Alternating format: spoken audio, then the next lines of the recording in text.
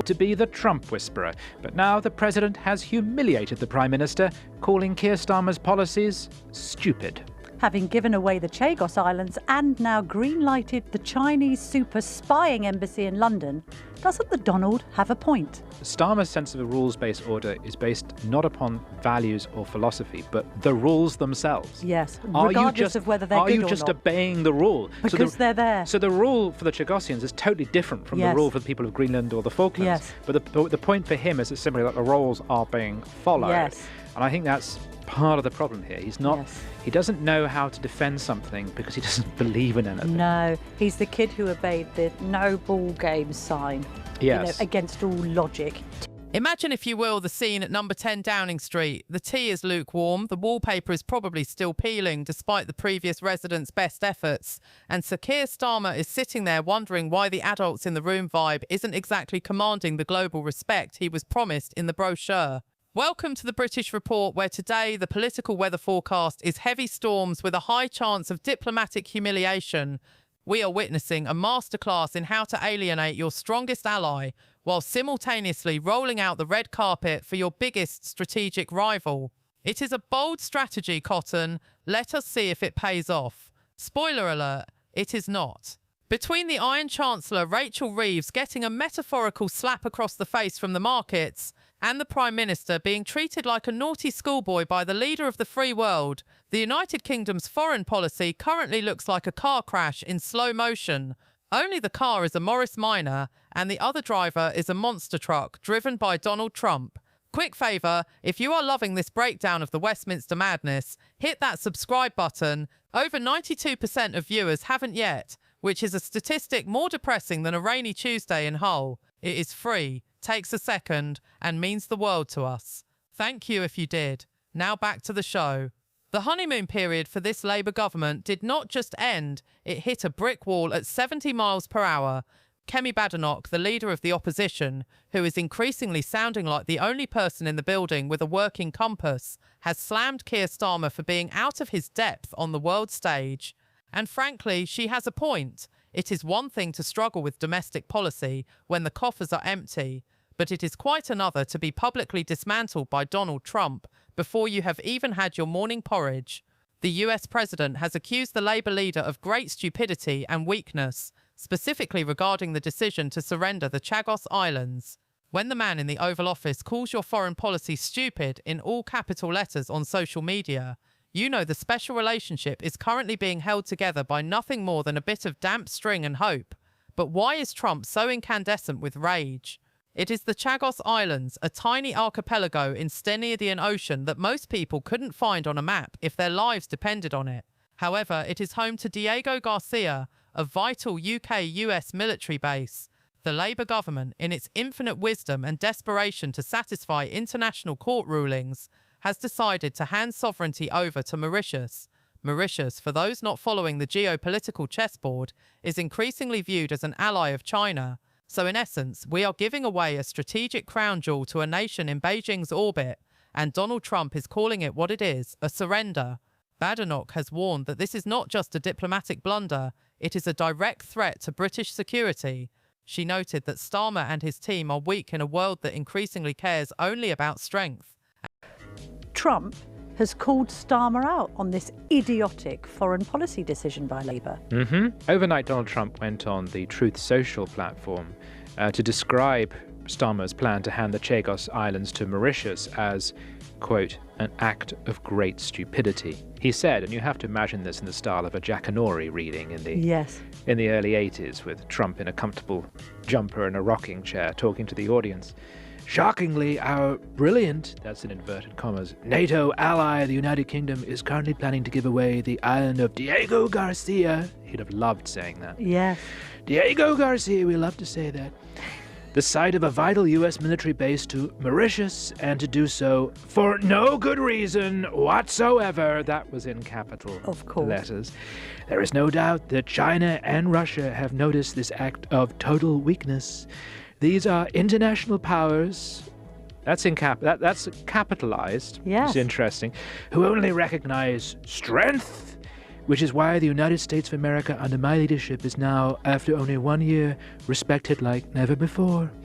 If you thought the Chagos situation was the peak of the drama, think again. While the Prime Minister was busy trying to explain why giving away islands is a win, he decided to double down on the controversy by green-lighting a new Chinese mega embassy in London. Yes, you heard that correctly. At the very moment our primary security ally is screaming about Chinese influence, the UK government has signed off on a massive Chinese diplomatic hub in the heart of the capital.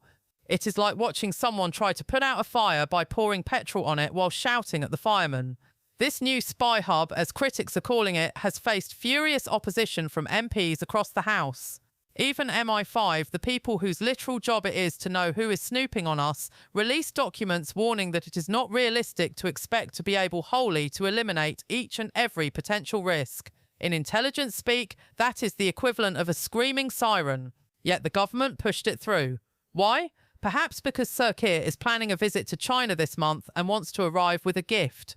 Critics have accused him of lacking the backbone to stand up to Beijing, opting instead for a policy of kowtowing to a communist superpower. Chris Philp, the Shadow Home Secretary, went as far as to say that Keir Starmer has become Peking's poodle. It is a stinging label, but when you look at the timeline, it is hard to argue. We snub the Americans on Chagos and embrace the Chinese in London. It is a pivot that would make a gymnast dizzy, and it is leaving our national security dangling by a thread. Now let us talk about the man in the red tie. Donald Trump does not do quiet diplomacy. He does truth social diplomacy, which is essentially the digital equivalent of a sledgehammer.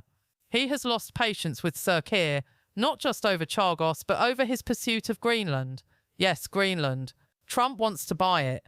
Denmark says it is not for sale, and the UK is caught in the middle, looking like the friend who tries to mediate a fight and ends up getting punched by both sides.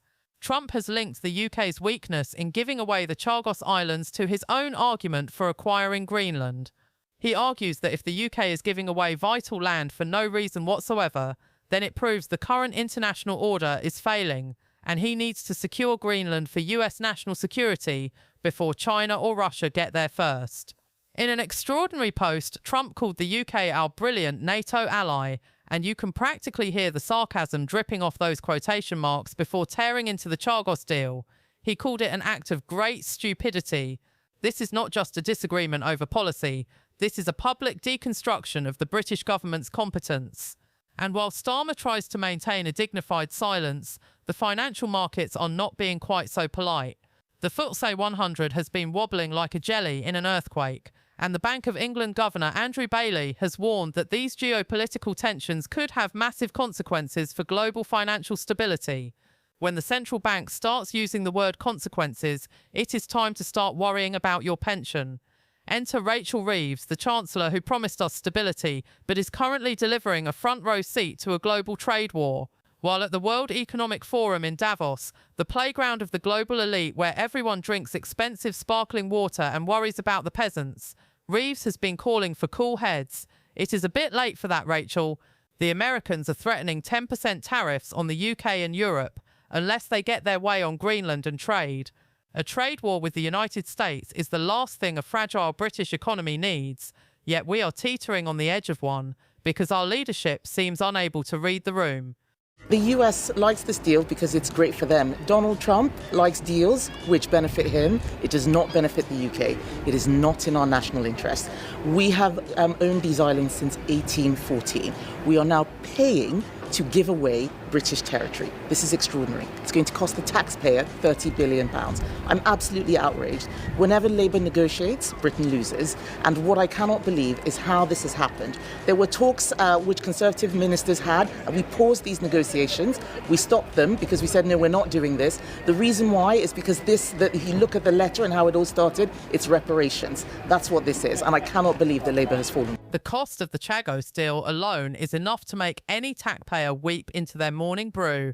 Kemi Badenoch pointed out that the deal could cost UK taxpayers up to £35 billion in reparations and lease payments over the next 99 years.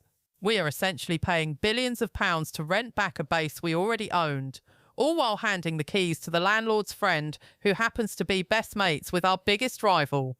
It is the kind of deal you would expect from a used car salesman, not a sovereign government. Nigel Farage, never one to miss a moment of high drama, has claimed that Trump has effectively vetoed the surrender of the islands. Whether he can actually stop it is one thing, but the political pressure is mounting to a boiling point. The divide between America and Europe has rattled the world. Ursula von der Leyen, the head of the European Commission, has warned that the EU could hit back at the US in an unflinching way. We are looking at a transatlantic fallout that could reshape the global economy for a generation. And where does that leave Great Britain? Caught between a belligerent Washington and a protective Brussels, all while trying to play nice with Beijing. It is a diplomatic tightrope walk, and Sir Keir Starmer is wearing clown shoes. The decision to return the Chagos Islands was initiated under the previous Tory administration, but Labour has accelerated it and signed it off with a flourish that has backfired spectacularly.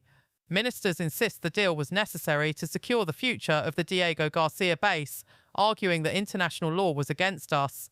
But in the real world, the world Donald Trump inhabits, international law is often secondary to national interest and the projection of power. By prioritising the former over the latter, Starmer has signalled to the world that Britain is open for negotiation, or worse, open for intimidation. As the Davos summit continues and the rhetoric from the White House gets even more heated, the British public is left wondering, who is actually steering the ship? We have a Chancellor pleading for calm while her government makes decisions that incite chaos. We have a Prime Minister being called weak by our most important ally and poodle by his own opposition.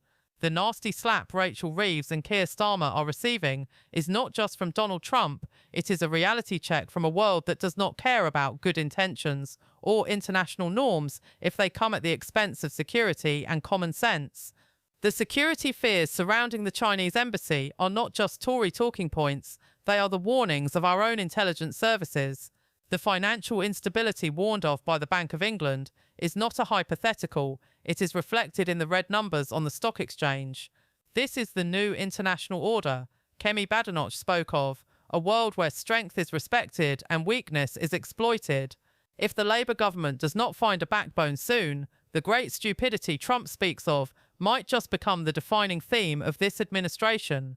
In conclusion, the United Kingdom finds itself at a crossroads, and every signpost seems to be pointing toward a ditch.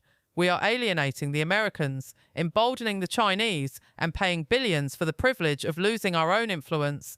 Rachel Reeves and Keir Starmer might want to look less at the legal textbooks and more at the geopolitical map before the next slap becomes a knockout blow. Thank you for watching The British Report. If you enjoyed this deep dive into the absolute state of our diplomacy, don't forget to like and share. We will see you in the next one.